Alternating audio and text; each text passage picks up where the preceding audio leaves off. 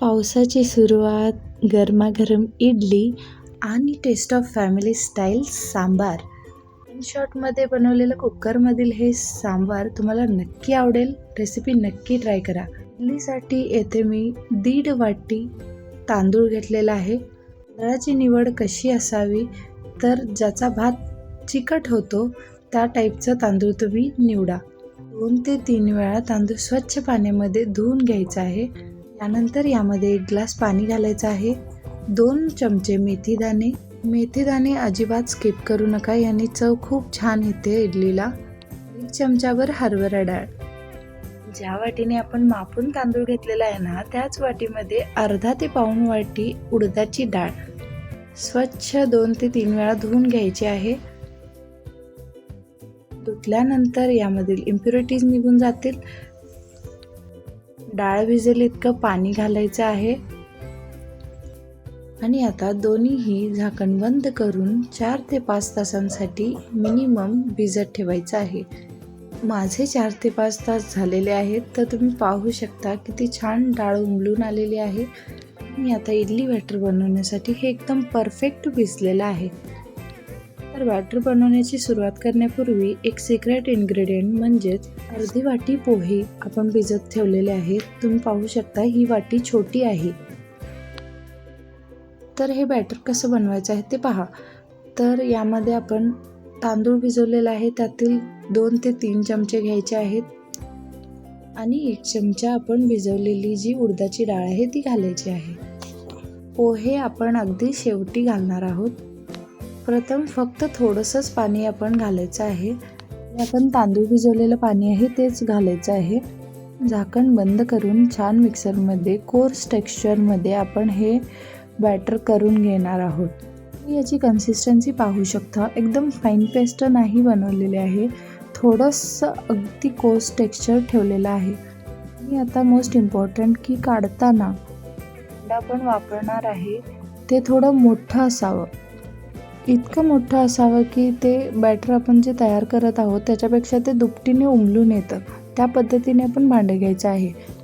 Again same process आपण repeat करणार आहोत. 2 ते 3 चमचे तांदूळ प्लस त्यामध्ये आपण 1 चमचा उडदाची डाळ भिजवलेली घालणार आहोत आणि हे बॅटर आता आपण तयार करून घेणार आहोत मिक्सरमध्ये. लक्षात घ्या, प्रत्येक वेळी पाणी नाही घालायचं आहे. पाणी न घालता आपण हे बॅटर वाटून घ्यायचं आहे. नंतर आपण कोणत्या पद्धतीने पिठाची कन्सिस्टन्सी होते त्या पद्धतीने आपण पाणी ॲडजस्ट करायचं आहे. यामध्ये पाण्याचा वापर शक्यतो एकदम कमी करा. तर याच पद्धतीने आपण उरलेलं जे सर्व बॅटर आहे ते बनवून घ्यायचं आहे. तर आता लास्टचं बॅटर बनवताना आधी सांगितल्याप्रमाणे कसं बनवायचं आहे ते पहा. लास्टच्या बॅटरमध्ये आपण भिजवलेले जे पोहे आहेत ते घालणार आहोत आणि हे बॅटर पुन्हा वाटून घ्यायचं आहे. इडलीच्या बॅटरमध्ये अशा पद्धतीने पोहे घातल्यामुळे इडल्या आपल्या एकदम मऊ आणि स्पॉन्जी बनतात. तसेच यामुळे पीठ आंबवण्याच्या प्रक्रियेलाही मदत होते. पुढे आणखीन ट्रिक्स आहेत, त्यामुळे तुम्ही व्हिडिओ शेवटपर्यंत नक्की पहा. लक्षात घ्या, हे तयार झालेलं पीठ आपण एकाच डायरेक्शनमध्ये गोल फिरवून घ्यायचं आहे. असं केल्यामुळे बॅटरमध्ये हवेचे बुडबुडे ते समान तयार होतात आणि आपलं जे बॅटर आहे ते हलकं बनतं.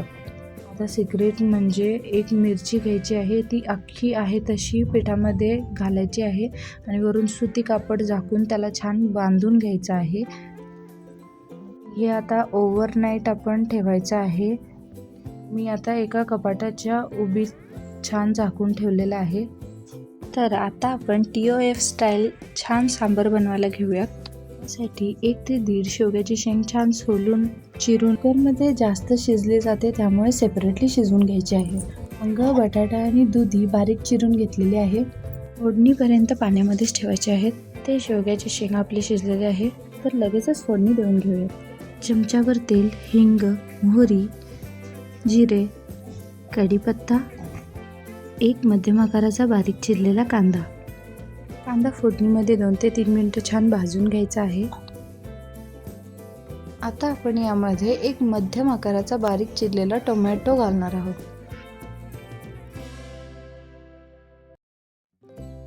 कांदा टोमॅटो तर भाजलेले आहेत. आता बारी आहे लसूण घालायची. 6 ते 7 लसणाच्या पाकळ्या थोड्याशा ठेचून घातलेल्या आहेत. आता ही मस्त फोडणी थोडा वेळ भाजून घ्यायची आहे.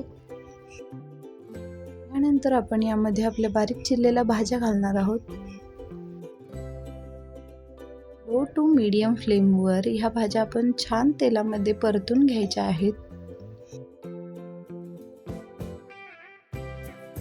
फोडणीमध्ये तर भाज्या छान भाजल्या गेलेल्या आहेत. यामध्ये आता थोडीशी हळद घालणार आहोत. त्यानंतर आपण स्वच्छ धुवून घेतलेली 1 वाटी तुरीची डाळ घालणार आहोत आणि अर्धी वाटी मूग डाळ. तर या डाळी आपण छान भाज्यांमध्ये मिक्स करून घेऊयात आणि यानंतर आपण कोल्हापुरी कांदा लसूण मसाला चटणी घालणार आहोत आणि एव्हरेस्टचा सांबार मसाला. तुम्ही कोणत्याही प्रकारचा सांबार मसाला घालू शकता. मसाल्यांमध्ये 2 ते 3 मिनिटं भाज्या छान परतून घ्यायच्या आहेत. यानंतर भाज्या छान बुडतील अशा पद्धतीने गरम पाणी घालायचं आहे. नंतरही आपण पाण्याची कन्सिस्टन्सी ॲडजस्ट करणार आहोत. नंतर छोटासा चिंचेचा तुकडा आणि छोटासा गुळाचा तुकडा, चवीनुसार मीठ, झाकण बंद करून 3 शिट्या द्यायच्या आहेत. डाळ संपूर्ण छान गळली पाहिजे अशा पद्धतीने शिजवून घ्यायची आहे. त्यामुळे मीडियम फ्लेमवर 3 शिट्या मी इथे कुकरमध्ये घेतलेल्या आहेत. 3 शिट्यानंतर तुम्ही पाहू शकता भाज्याही छान शिजलेल्या आहेत आणि डाळही एकदम छान शिजलेली आहे. तर या भाज्या आपण आता डाळींमध्ये छान स्मॅश करून घेणार आहोत. हलक्या हाताने स्मॅश करायचं आहे. मला ज्या पद्धतीची कन्सिस्टन्सी डाळीची हवी आहे त्या पद्धतीने तुम्ही स्मॅश करून घ्या. तुम्हाला भाज्या तशाच आवडत असतील तर थोड्या तशाही ठेवू शकता. तर यानंतर आता आपण शिजवलेला शेवगा घालणार आहोत पाण्यासहित. तर हा शेवगा छान मिक्स करून घ्यायचा आहे आणि पूर्वी बोलल्याप्रमाणे तुम्ही यामध्ये थोडंसं गरम पाणी घालून कन्सिस्टन्सी ॲडजस्ट करून घ्यायची आहे आणि वरून थोडीशी कोथिंबीर भुरभुरायची आहे. आवडीप्रमाणे इच्छेप्रमाणे तुम्ही याला तडकाही देऊ शकता. मला तर हे सांबार असंच खायला आवडतं, त्यामुळे हे एकदम परफेक्टली रेडी आहे. गरमागरम इडली बनवण्यासाठी इडली पात्रामध्ये पाणी प्रीहीटिंगसाठी ठेवायचं आहे. यामध्ये तुम्ही पाहू शकता पीठ छान फर्मेंट झालेलं आहे. यातील मिरची आता साईडला काढून घेऊयात. चवीनुसार मीठ घालूयात आणि लक्षात ठेवा एकाच बाजूने आपल्याला पीठ छान फेटून घ्यायचं आहे. व्हिडिओत तुम्ही पाहू शकता पीठ एकदम डबल झालेलं आहे. अगदी 5 ते 10 मिनटं हलक्या हाताने एकाच डायरेक्शनने पीठ छान फेटून घ्यायचं आहे आणि आता इडली पात्रामध्ये थोडंसं तेल लावायचं आहे. याने आपल्या इडलीज न चिकटता एकदम इझिली रिमूव्ह होतील. दोन्हीही प्लेटना सगळीकडून तेल लावून झालेलं आहे. तर